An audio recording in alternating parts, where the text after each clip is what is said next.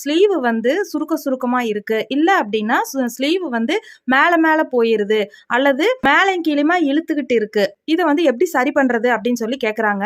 நம்ம வந்து இந்த கேப் ஹைட் அப்படிங்கிறது தான் வந்து ரொம்ப முக்கியமான விஷயம். அதை நீங்க தெரிஞ்சிட்டீங்க அப்படின்னாலே எல்லாத்துக்குமே சுருக்கம் இல்லாத பர்ஃபெக்டான கைப்பகுதி வந்து நம்மளால ஸ்டிச் பண்ணி கொடுக்க முடியும்.